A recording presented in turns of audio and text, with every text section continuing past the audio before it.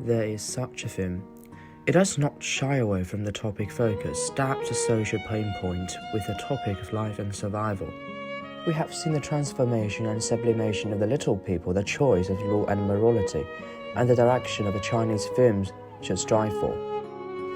In today's video, we will talk about the feature film Dying to Survive, directed by Wen Muye and starring Xu Zheng in 2018.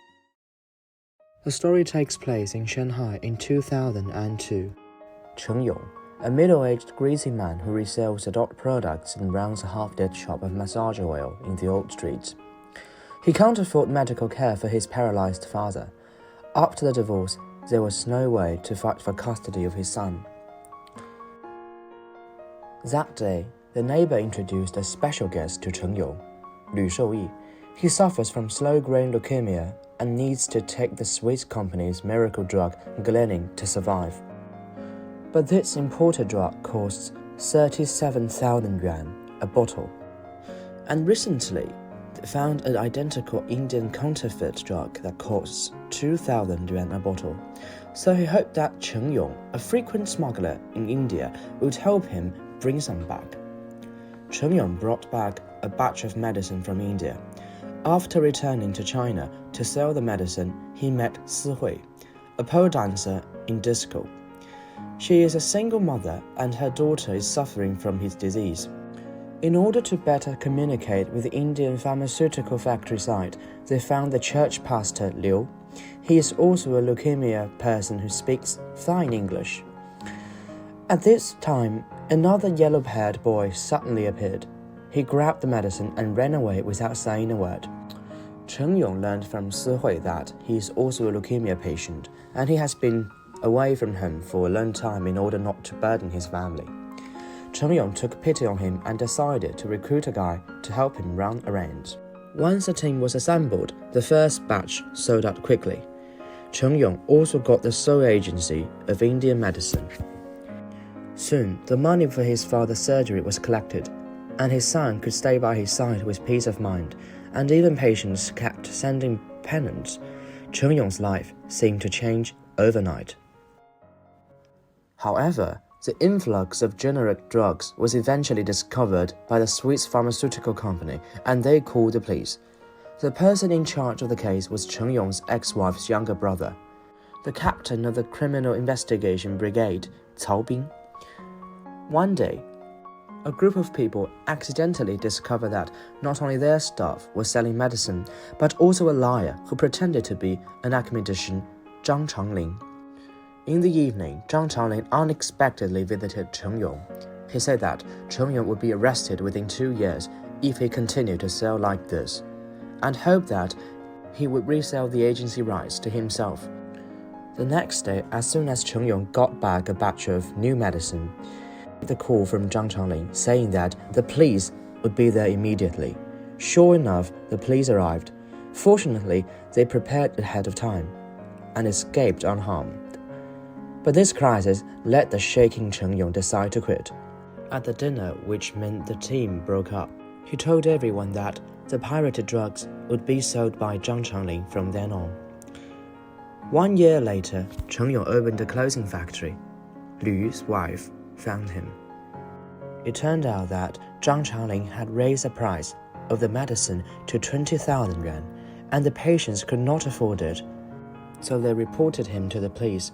After Zhang Changling fled, the medicine was confiscated by the police, and Lü Shouyi's condition became worse and worse after he stopped taking the medicine. Cheng Yong went to India himself. On the streets of India, 2 statues of gods suddenly appeared. Surrounded by smoke, Cheng Yong seemed to have seen a miracle come. But Cheng Yong was still one step too late.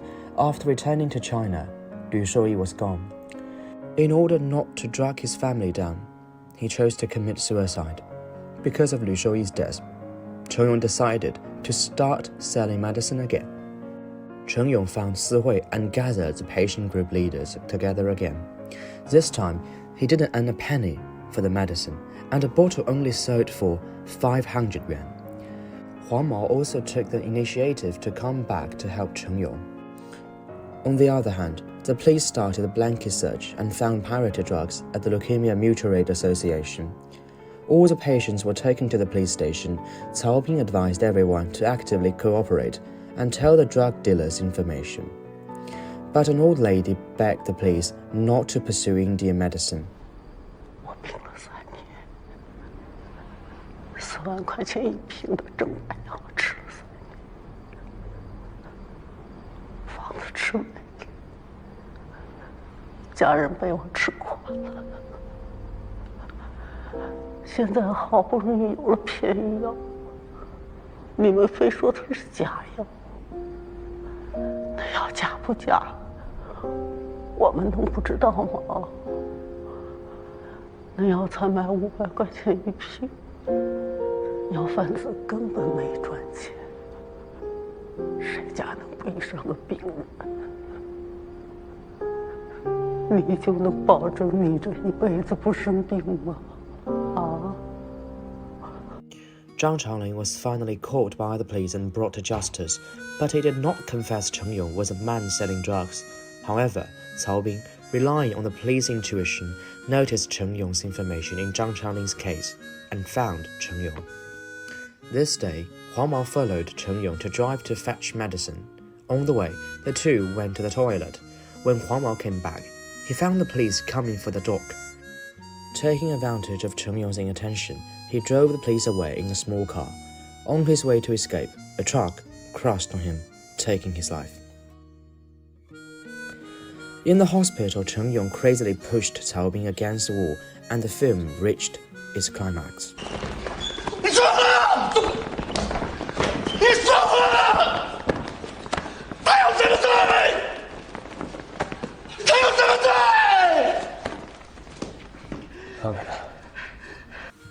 The Indian pharmaceutical factory was shut down, but the director of the factory still gave Cheng Yong a channel, and the purchase price of the medicine this time was 2,000 a bottle. Cheng Yong couldn't bear to raise the price, so he sold it for 500 and paid for the difference by himself. He sent his son abroad, ready to put all his eggs in one basket. That night, Cheng Yong was caught by the lone-awaited police while delivering medicine to his patients.